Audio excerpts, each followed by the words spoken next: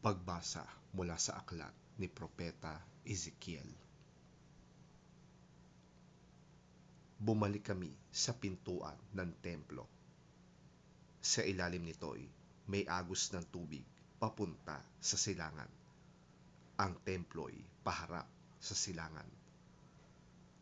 Ang agos ay nagmumula sa gawing timog na bahagi ng templo, sa gawing timog ng altar. Lumabas kami sa pintuan sa gawing hilaga at iniligid niya ako papalabas sa pintuan sa gawing silangan. Doon ay may mahinang agos ng tubig mula sa gawing timog ng hagdanan. Sinabi niya sa akin, ang tubig na ito ay papunta sa dakong silangan hanggang dagat na patay. Pag-abot nito sa dagat na patay, malilinis ang tubig nito. Lahat ng lugar na maagusan nito ay magkakaroon ng lahat ng uri ng hayop at isda. Pagdating ng agos nito sa dagat na patay, magiging tabang ang tubig ng dagat. Lahat ng lugar na abutin nito ay magkakaroon ng buhay.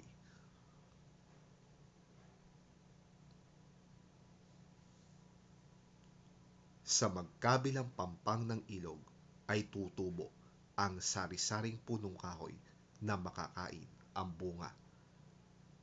Hindi malalanta ang mga dahon nito ni mawawalan ng bunga, sapagkat ang didilig dito ay ang tubig na umaagos mula sa templo. Ito ay patuloy na mamumunga sa buong taon. Ang bunga nito ay pagkain, at gamot naman ang mga dahon.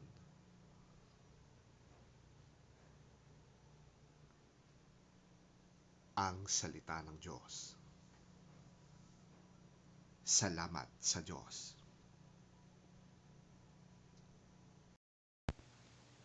Pagbasa mula sa unang sulat ni Apostol San Pablo sa mga taga-Korinto. Kayo rin ay gusali ng Diyos. Ayon sa kagandahang loob ng Diyos sa akin, inilagay ko ang pundasyon tulad ng isang mahusay na tagapagtayo. Iba naman ang nagpapatuloy sa pagtatayo ng gusali. Ngunit dapat maging maingat ang bawat nagtatayo, sapagkat wala nang ibang pundasyong maaaring ilagay maliban sa nailagay na. Walang iba kundi si Hesukristo. Hindi ba ninyo alam na kayo'y templo ng Diyos at naninirahan sa inyo ang kanyang espiritu? Paparusahan ng Diyos ang sino mang magwasak ng templo niya, sapagkat banal ang templo ng Diyos at kayo ang templong yan.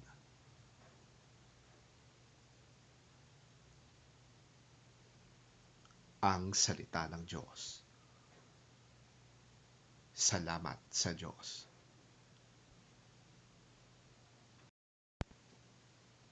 Ang mabuting balita ng Panginoon ayon kay San Juan. Papuri sa iyo, Panginoon. Malapit na ang Paskwa ng mga Hudyo, kaya't pumunta si Jesus sa Jerusalem. Nakita niya sa templo ang mga nagtitinda ng mga baka, tupa at kalapati, at ang mga namamali ng salapi. Kumuha siya ng lubid at ginawa yung panghagupit, at ipinagtabuyan niyang palabas ang mga nagtitinda, pati na ang mga baka at tupa. Isinabog niya ang salapi ng mga namamalit ng pera at ipinagtataob ang kanilang mga mesa. Pinagsabihan niya ang mga nagtitinda ng kalapati. Alisin ninyo rito ang mga yan. Huwag ninyong gawing palengke ang bahay ng aking ama. Naalala ng kanyang mga alagad ang sinasabi sa kasulatan. Ang malasakit ko sa iyong tahanan, matinding matindi sa aking kalooban.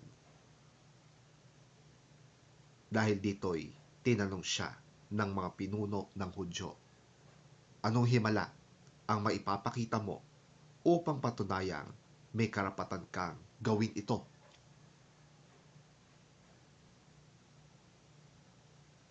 Sumagot si Jesus, gibain ninyo ang templong ito, at sa loob ng 3 araw ay muli ko itong itatayo.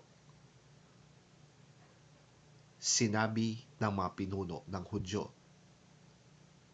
46 na taong ginawa ang templong ito, at itatayo mo sa loob lamang ng 3 araw?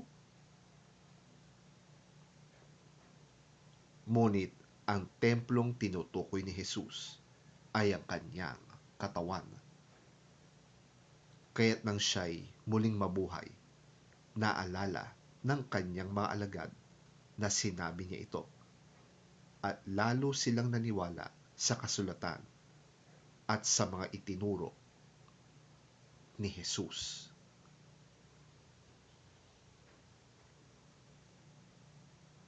Ang mabuting balita ng ating Panginoon. Pinupuri ka namin, Panginoong Hesukristo.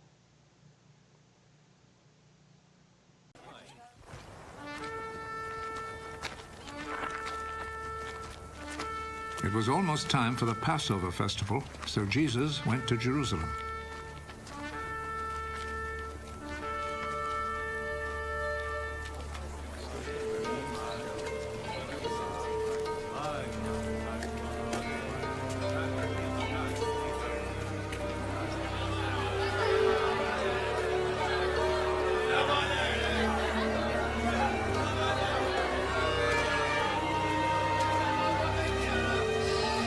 There in the temple, he found people selling cattle, sheep, and pigeons, and also the money changers sitting at their tables.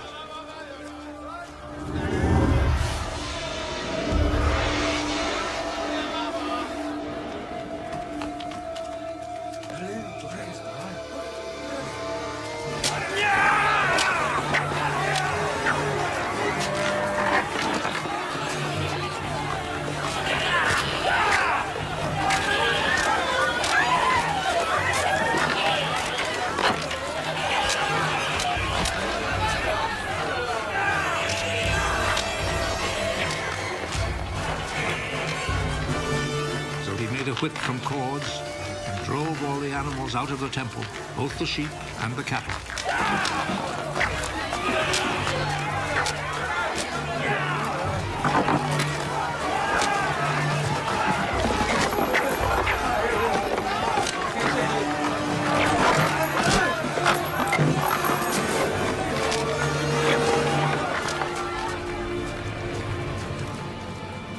He overturned the tables of the money changers and scattered their coins.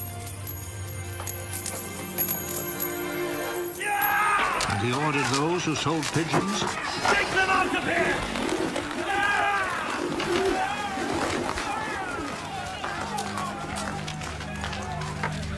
Stop making my father's house a marketplace! His disciples remembered that the scripture says, "My devotion to your house, O God, burns in me like a fire." The Jewish authorities came back at him with a question. What miracle can you perform to show us that you have the right to do this? Tear down this temple, and in 3 days I will build it again. Are you going to build it again in 3 days? It has taken 46 years to build this temple. But the temple Jesus was speaking about was his body.